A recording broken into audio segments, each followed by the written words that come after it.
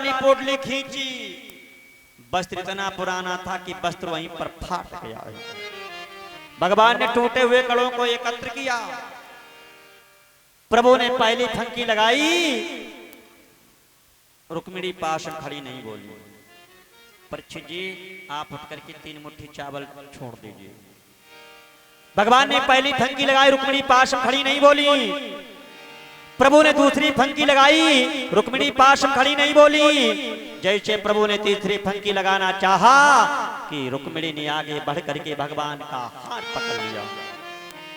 प्रभु इन्हें आप सब कुछ देकर क्या भिखारी बनना चाहते हो? यहां सुखदेव जी के आसन पर छोड़ दो।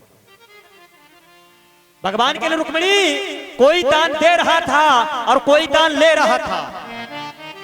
तुमने बीच में मना किया, अच्छा नहीं किया है। तुम्हारी तो वही गति होगी जो महाराज शुक्राचार्य जी की हुई थी।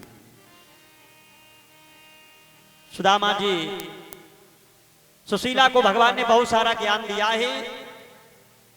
इसके बाद सुदामा जी कई दिनों तक वहीं पर ठहरे हैं। भगवान ने विश्वकर्मा को बुलाकर कहा, जाओ सुंदर सुदामापुरी का निर्माण किया जाए। सुंदर सुदामापुरी का निर्माण किया गया। इधर भगवान ने सुदामा जी को 2 लोकों का राजा बनाया। अब सुदामा जी विचार कर रहे हैं कि कन्हैया ने अभी तो कुछ दिया नहीं है। विचार किया जब ये भेजेंगे तब देंगे। कहा लला कन्हैया अब हमें जाने दो, क्योंकि तुम्हारी भाभी घर में परेशान होगी। मेरे भाई बहन, कभी भी आपके यहाँ कोई अतिथि महात्मा ब्राह्मण आ जाए, ये शास्त्रों का नियम है, उसे 7-5 वृक्षों तक या किसी तिराए तक छोड़ने के लिए जाना चाहिए। भगवान सुदामा जी को भेजने चले। प्रभु की मुट्ठियां दोनों बंद थी। जैसे तिराए पर पहुंचे, सुदामा जी ने विचार किया मुट्ठियां दोनों बंद हैं तो कोई अमूल वस्तु होगी। कहा कन्हैया अब तुम लौट जाओ, हम चले जाएंगे। भगवान के लिए ठीक, अगर जाने चाहते हो तो तुम्हारे यहां जाने के लिए एक रास्ता चली गई, जाओ।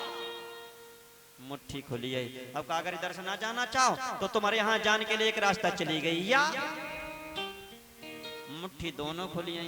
सुदामा जी ने क्रोध आ गया, ऐसे आए बने गो मेरे धन्ना से, हराम मो तुम सब चावल चबाई है। सुशीला नहीं मानी, चले जाओ चले जाओ चले जाओ, नहीं? हम तो जान रहे चोर है चोर। कन्हैया तुमने अच्छा नहीं किया, हमें मालूम था कि चोर है, क्या देगा। कन्हैया तुमने अच्छा नहीं किया है कि कन्हैया ने कितना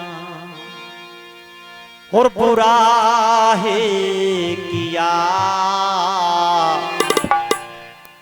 मुझे खाली खाली विदा कर दिया।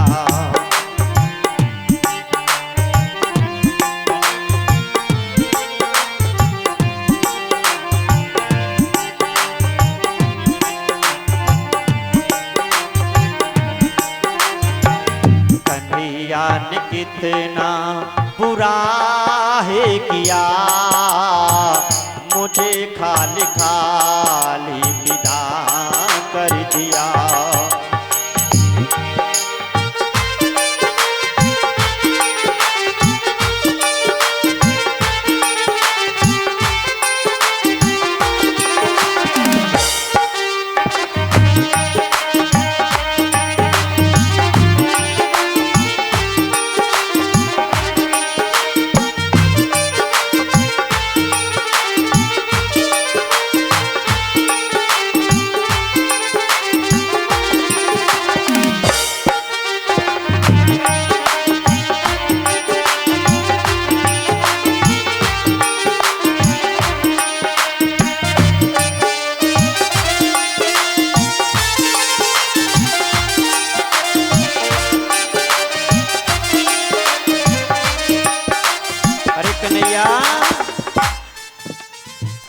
जो घर में था चावल वो भी सब गया, जो घर में था चावल वो भी सब गया।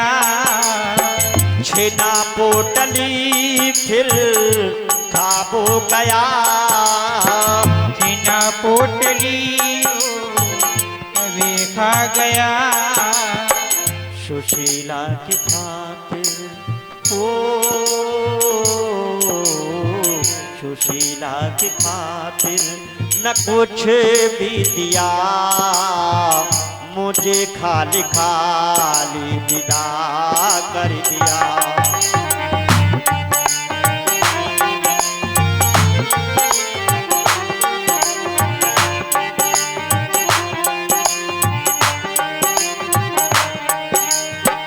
कन्हैया ने कितना बुरा है किया, मुझे खाली खाली विदा कर दिया।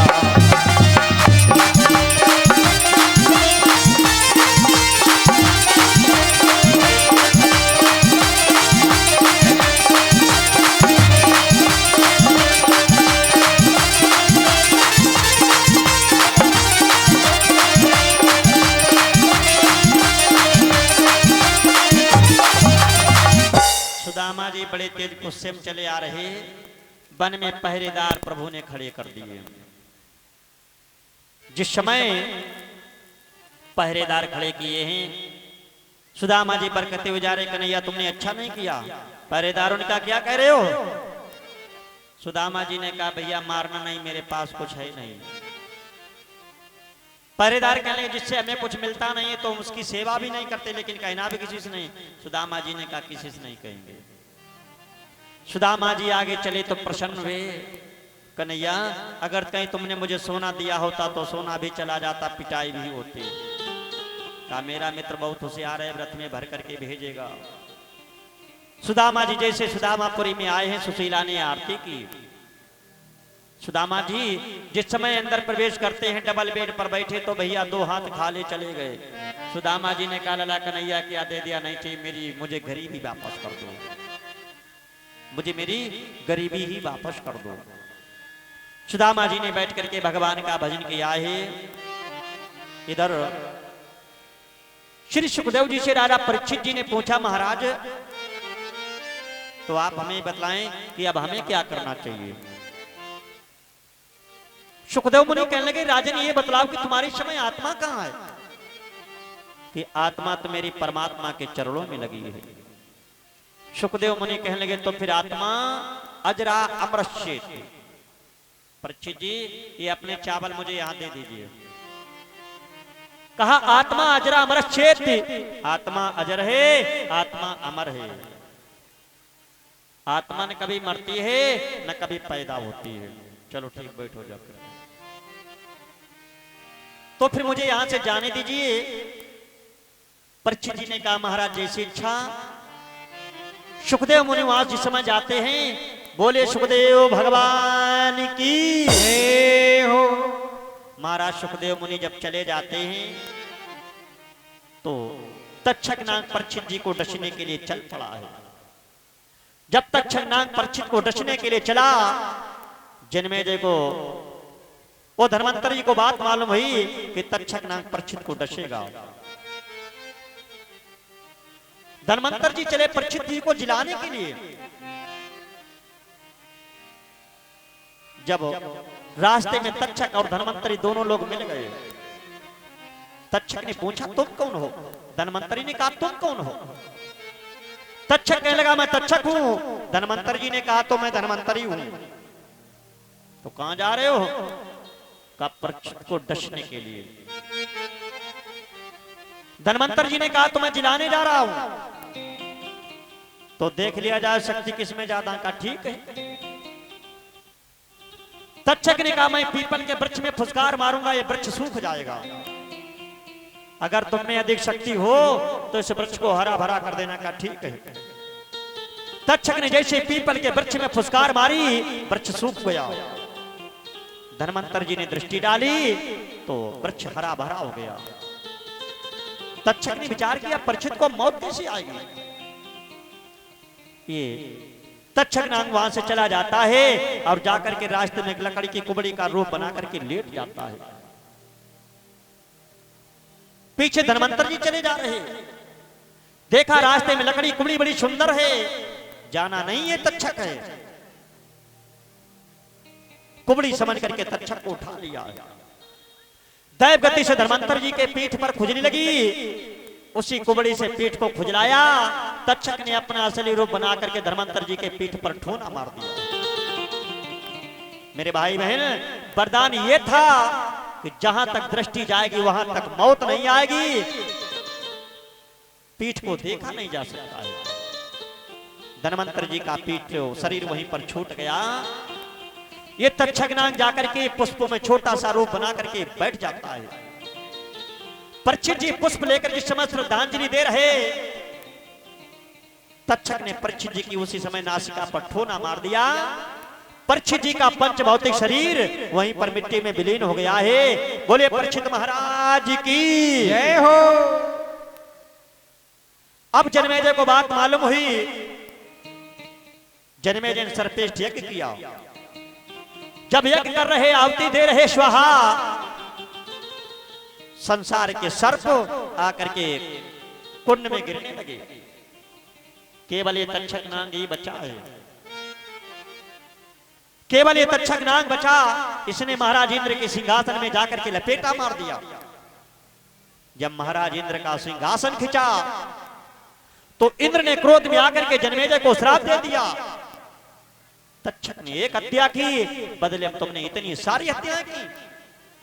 जितनी तुमने ज्यादा हत्या की उतने ही शरीर में तुम्हारे कोड़ के घाव हो जाए। जन्मेजय के शरीर पर मेरे भाई बहन कोड़ के घाव ही घाव हो गए। पूछा इस रोग से महाराज छुटकारा कब मिलेगा, कैसे मिलेगा? कहा जाओ, अगर कोड़ से छुटकारा चाहते हो तो महाभारत कथा सुनना, और महाभारत कथा में कभी प्रश्न मत करना। महाभारत का अंतिम चरण आ गया। जन्मेजय के केवल एक ही शरीर में कोड़ का घाव रह गया था। जन्मेजय ने प्रश्न कर दिया, वही कोड़ का घाव रह गया है। जो आज भी किसी किसी को कहीं कहीं पर कोड़ का रोग हो जाता है। मेरे भाई बहन, अगर वो जन्मेजय का कोड़ का घाव मिट गया होता, आज संसार में किसी को कोड़ का रोग नहीं होता। समय बीता, इन्हें भी परमात्मा की प्राप्ति होती है। एक बार यदुवंशी के एक बालक को धोती पहना करके पेट पर कढ़ाई बांध करके महाराज दुर्वासा ऋषि के आश्रम पर आए। दुर्वासा ऋषि से पूछा, महाराज आप हमें ये बतलाएं कि इस नारी के लड़का होगा लड़की?